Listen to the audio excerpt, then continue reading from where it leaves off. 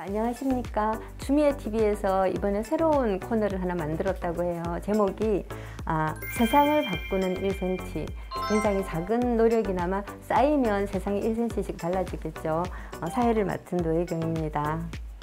우리 노혜경 작가님 정말 오랜만이에요. 예전에 노무현 대통령님 선거 유세 때 우리 노혜경 작가님께서 연단에 함께 오셔서 참 좋은 말씀으로 막 흥을 돋궈 주셨던 그때가 생각나는데요. 그때만큼 또는 그때보다 더 아름다워지신 노 작가님 반갑습니다. 어디신데요? 네.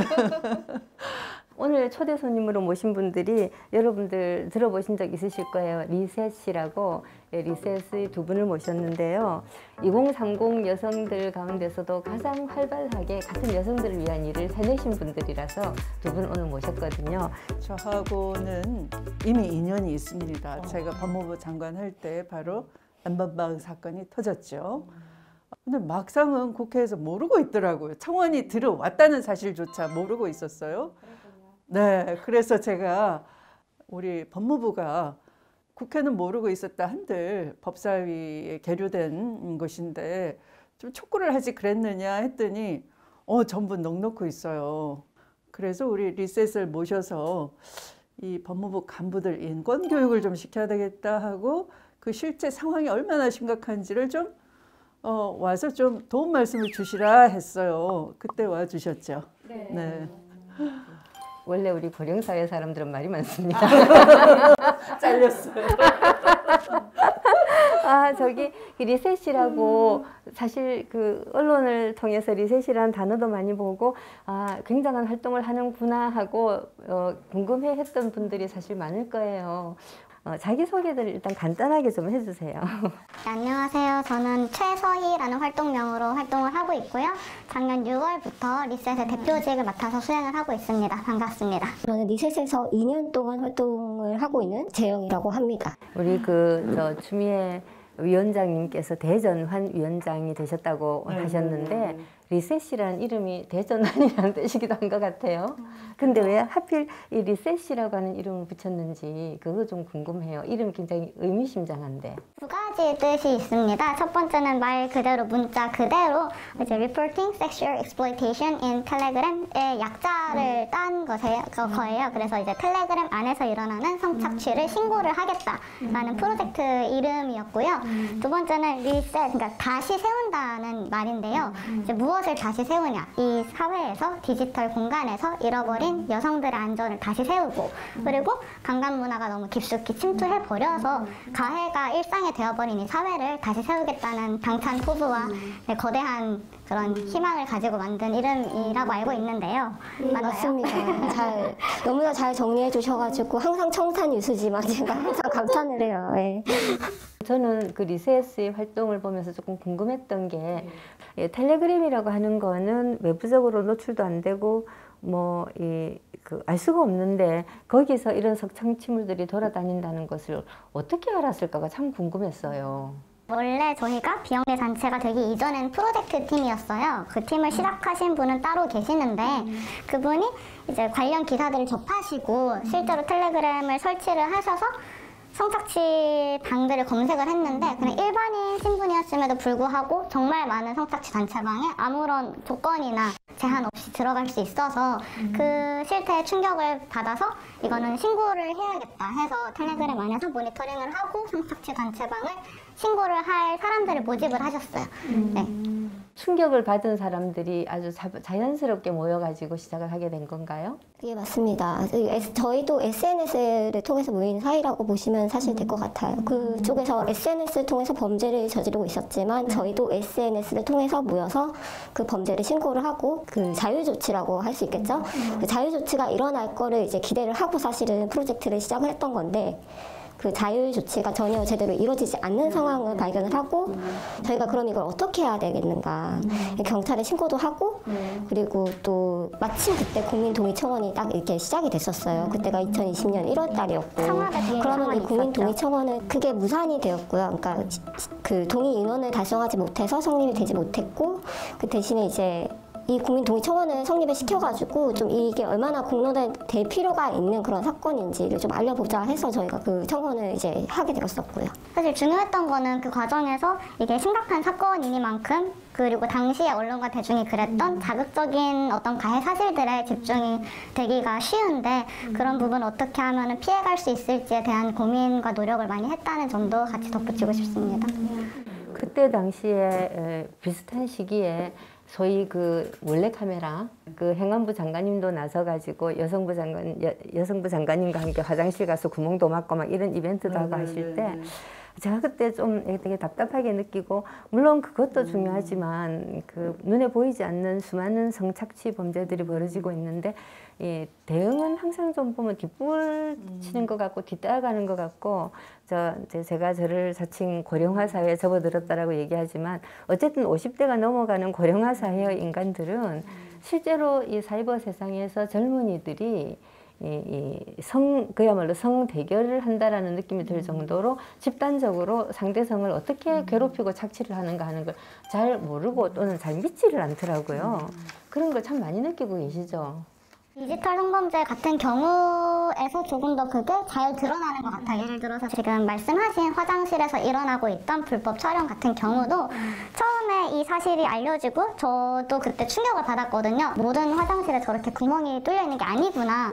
그런데 당시에는 이거를 도시괴담 취급을 하고 여성들이 예민하고 누가 그런 걸 봐 뭐 이런 식으로 여성들을 사실 가스라이팅을 한 거잖아요. 피해 사실을 고발하는 여성들에게. 그런데 문제는 아직까지도 저희가 모니터링을 하는 수많은 성착취 단체방들의 화장실 불법 촬영물은 당연히 올라오고 있고요.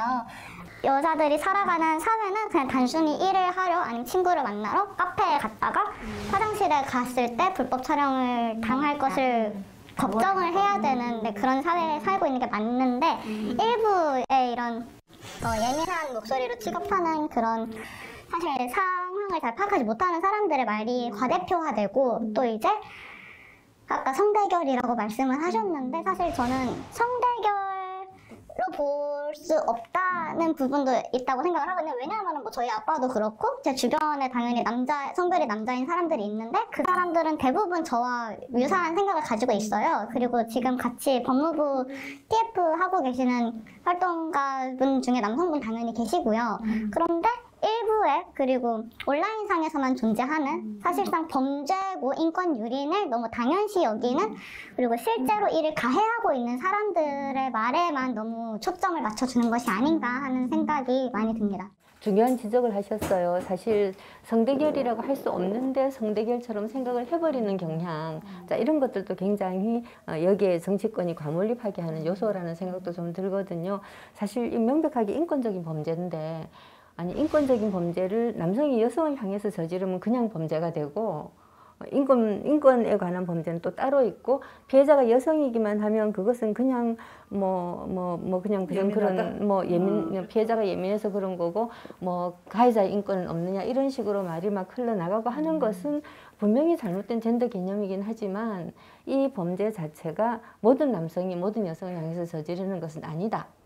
라고 하는 것은 좀 분명히 해둘 필요가 있는 것 같아요. 말씀하신 대로 모두가 그런 게 아니지만 그런 가해를 하는 사람들이 똑같은 마음과 똑같은 사고방식을 가지고 똑같은 방식으로 범죄를 저질러 오는 일이 너무 만연해 버렸다 보니까 그러면은 개별 사건들이 터졌을 때, 개별 사건들이 일어났을 때 피해자가 뭐 여성이라는 이유로 그냥 있었던 일로 취급을 해버리게 되는 그런 정서도 적지 않은 것 같고요. 그래서 얘기를 하고 싶은 거는 뭐 남성 피해자분들도 존재합니다. 10% 정도로. 그런데 실제로 이런 디지털 성범죄 문제에 관해서 이것도 여성인권 관련 얘기 아니냐, 뭐 여성 혐오를 또 들고 나올 거냐 이런 얘기를 하는 사람들이 있는데 그렇다면 이 사람들은 과연 남성 피해자를 위해 무엇을 하고 있는가 그런 지점을 생각을 같이 해보면 좋을 것 같기도 합니다. 네, 이렇게 중요한 일인데도 불구하고 제가 알고 있기로는 이 리셋이 그 사회적 지원을 받는다든가 또는 국가의 지지를 받는 어떤 시민단체로 그 등록을 하고 활동을 하는지 아닌지 잘 모르겠더라고요. 비영리 법인이긴 합니다. 비영리 단체이긴 한데 국가의 지원을 받는다든가 이런 부분도 없고 후원을 받는다든가 이런 부분도 없고요.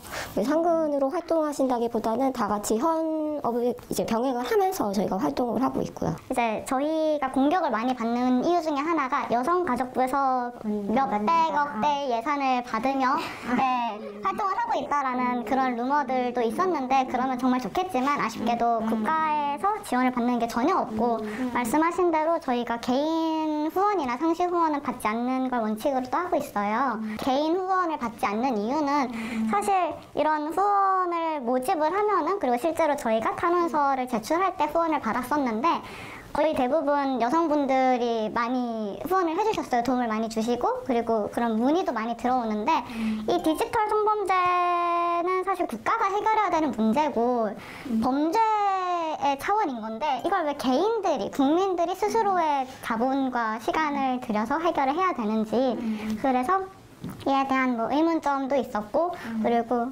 개인 국민분들의 어떠한 후원으로 단체를 움직이면 안 되겠다라는 여러 가지 판단이 있어서 그래서 개인 후원을 받지 않습니다.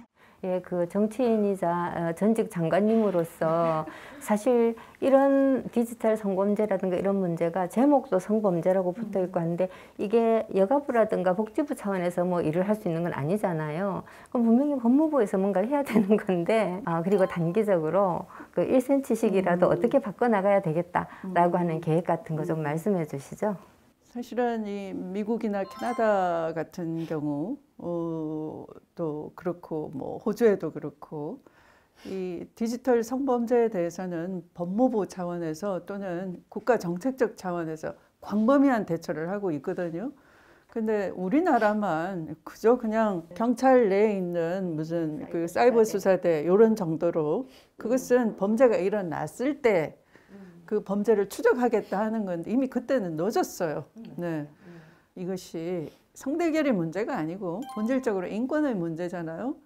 그럼 인권은 약자, 소수자에 대한 그 사회의 최소한의 보호장치가 구축이 돼야지만 인권이 보호되는 건데, 이 디지털 범죄에 있어서도 가장 약한 고리가 이 여성일 수도 있는 것이고, 특히 그 중에서도 분별력이 떨어지는 어린이일 수도 있는 것이죠. 그래서 이것은 하나의 인권적 차원에서 바로 그 인권을 가장 보호해야 되는 업무를 관장하는 법무부 소관이에요. 그래서 법무부에 이 전담하는 부서를 설치를 하고자 이제 그런 우선 실태에 대한 이해와 조사부터 시작하겠다. 그래서 법무부가 이 일을 관장하는 정당성, 이런 명분을 좀 찾아야 되겠다 하고서 이제 교육을 시작했던 것이죠.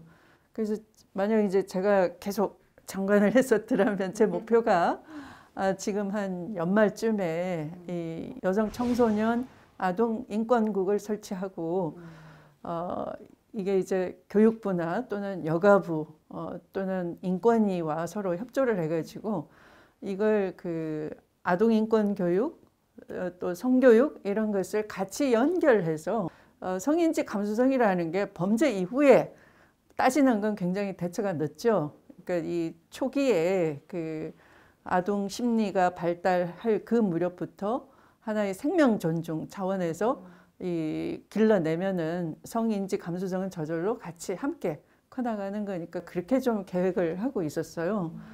두 분께 좀 궁금했던 것이 한 1년 좀 더 지났잖아요. 그러면 1년 반? 네네. 그러면 그때와 지금의 사이버 범죄가 대응이 잘 되고 있나요? 아니면 더 심화됐나요? 디지털 성범죄의 대응 차원에서는 발전한 부분이 있다고는 평가를 하고 싶고요. 소위 N번방 방지법이라고 불리는 그 법 재개정을 통해서 성착취물이라는 단어 사용이 사실상 통용화되었잖아요.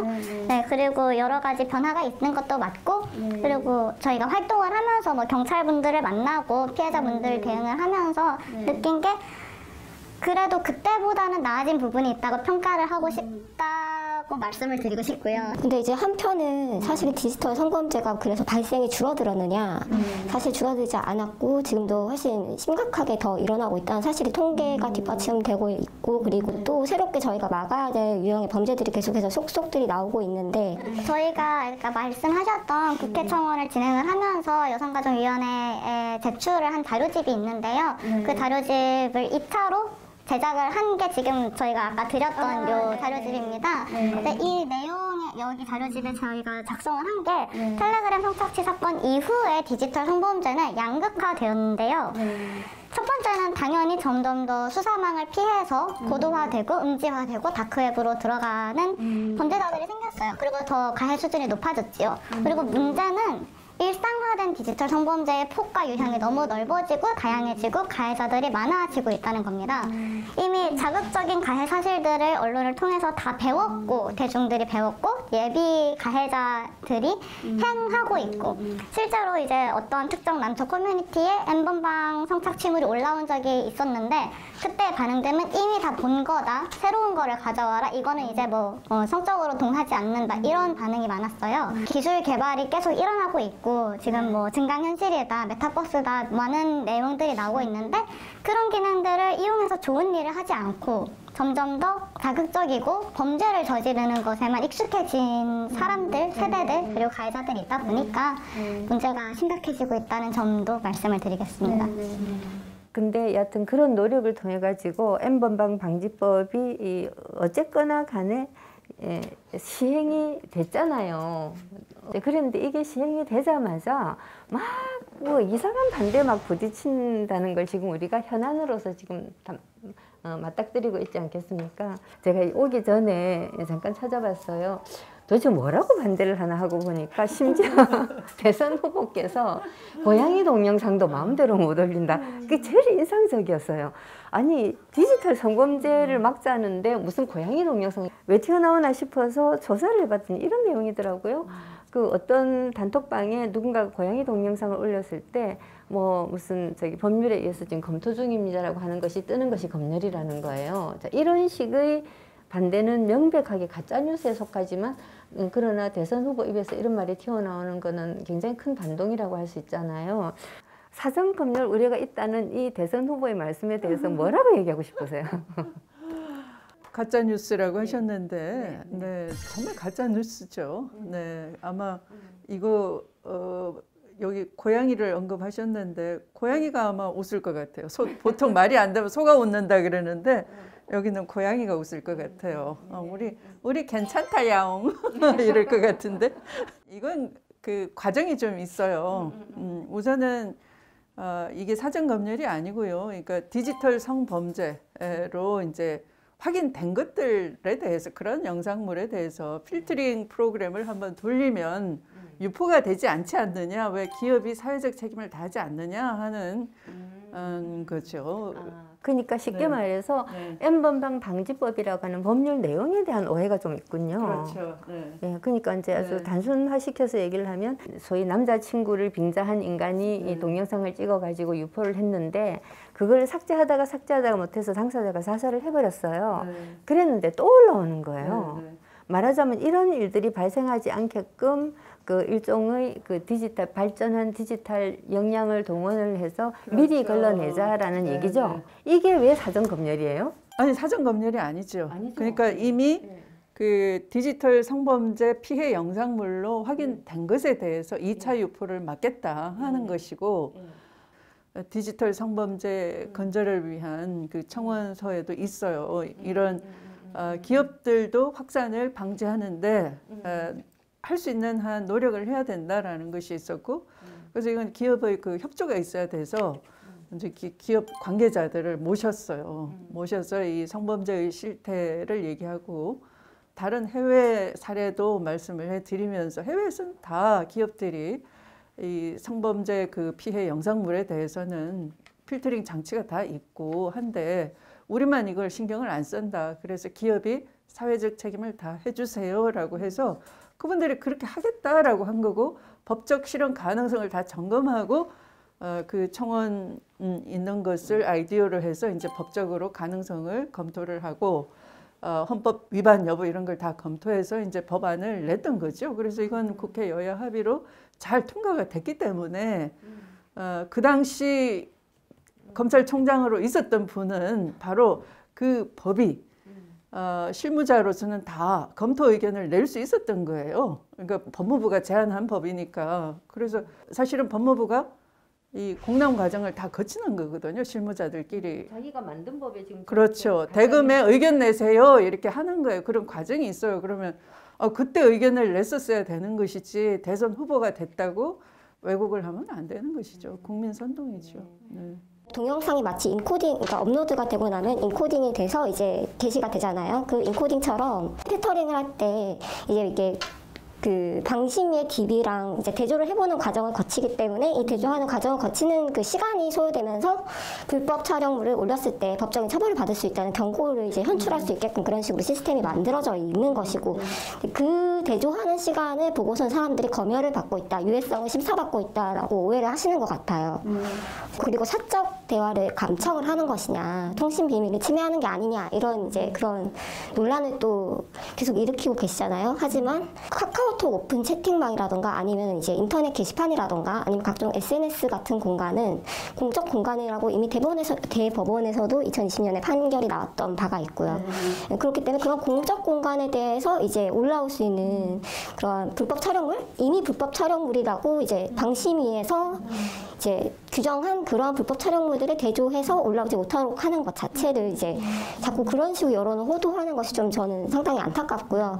좀 뭐랄까 재유포를 통한 피해 재확산을 막을 수 있는 지점에서 되게 의미가 있는 그런 조치임에도 불구하고 그러한 의의는 제거한 채로 이거 N번방을 못 막는데 왜 N번방 방지법이냐, 자꾸 그런 식으로 이야기하는 게 상당히 안타깝게 생각하고 있습니다. 그리고 특히 이용자 이런 검열이라고 주장을 하시는 분들이 이게 카카오톡 대화방이라는 것에 초점을 두시는데, 아까 말씀하셨다시피 카카오톡 오픈 채팅방은 인터넷 게시판과 같은 공적 공간이에요. 그래서 지금 예를 들어 네이버에 내가 불법 촬영물을 업로드를 하려고 하면은 네이버가 막겠죠. 그리고 그냥 지금 구글 드라이브 같은 경우도 이미 자신들이 가지고 있는 아동 청소년 성착취물 혹은 뭐 불법 촬영물 같은 성착취물에 대한 데이터베이스가 있어서 그 구글 드라이브에 올라오는 동영상들이 해당 데이터베이스에 있는 것과 일치한다고 확인이 되면 아예 계정을 정지를 시켜버리거든요. 두 번 다시 복구가 되지 않습니다. 그렇게 되면. 네, 그렇게 되면 아예 두 번 다시 복구도 안 되는데 이미 구글에서도 하고 있고 네이버에서도 하고 있었고 다른 곳에서 하고 있었고, 심지어 이 주로 주장하시는 분들이 이용을 하시는 그런 사이트들이 있잖아요. 그 사이트에서도 이런 필터링이라든지 아니면 하다못해 심지어 모니터링까지 다 하고 있는 상황인데, 어째서 카카오톡 오픈 채팅방에 성착취물을 공유하지 못한다는 사실에 그렇게 화가 나시는지는 잘 모르겠어요. 예. 카카오톡을 검열한다 라고 말을 네, 그렇다면은 정말 넘어가기가 쉽지만, 그리고 개인 대화방을 검열하는 것도 아니고 아까 말씀하신 그런 오픈 채팅방 같은 경우, 그러니까 함께 쓰는 방을 그것도 검열이 아니라 필터링 프로그램을 돌려서 그러니까 유해 물질을 사전에 걸러내겠다 하는 그 기업으로서의 책임, 그것을 하는 것 뿐이에요. 그죠? 대선도 중요하지만 범죄를 사실상 방조하고 그런 범죄를 저지르는 사이트들에 대해서 괜찮고 나는 너의 편이라는 메시지를 주는 것이 표보다 중요한 게 있지 않을까라는 생각과, 사실 제가 어딘가에 가서 했던 말이긴 한데 당연함을 당연하게 만드는 사람이 되고 싶다고 했었거든요. 왜냐하면 범죄는 저지르면 안 되는 게 당연한 건데 사회를 살다 보면 그게 당연하지 않다고 느껴지는 지점들이 있습니다. 그래서 뭐 대선 중요하고 대통령 중요하고 어떤 정치적인 무언가도 중요하겠지만 사람들이 실제로 피해를 받고 있고 가해가 일상적으로 일어나고 있고 누군가는 무서워서 화장실도 못 가는 이 시대에 그들이 신경 쓰는 것이 어디로 가야 할지를 잘 생각해 주셨으면 좋겠다. 사실 저희가 그 웹에다나 국민 동의 초안을 성공했었던 것도 맞고, 그러려면은 정말 10만 명 동의가 있어야 되거든요. 그 분들이 인터넷에서 자기의 그 과격한 의견을 표출하지 않는다고 해서 그 사람들이 존재하지 않는 게 아니고 언제든지 이제 발설될 수 있는 통로를 찾고 있다고 생각을 하고, 저도 항상 나가서 어딘가에서 이제 이렇게 바꿔야 된다라고 말하고 싶었던 시민 중에 한 명이었기 때문에 건전한 상식을 가지고 계신 분들이 사실 훨씬 더 많다고 생각을 생각을 합니다. 그렇죠. 이제 2030 여성으로서 그런 얘기를 봤어요. 우리는 투표권을 없는 것처럼 생각하는 것 같다고. 그렇지만 있다는 사실을 조금 상기를 시켜드리고 싶고요. 엄청나게 진화하고 확산되고 대중화되고 선제적으로 대응해야 되는데 사실 N번방이라고 하는 거는 굉장히 가해자성을 드러내는 제목이고 3일 동안 디스코드 내에 있는 성적인 단체방을 찾아낸 게 100개가 넘었고요. 사실 N번방 방지법이 한계가 있는 법안인 건 사실입니다.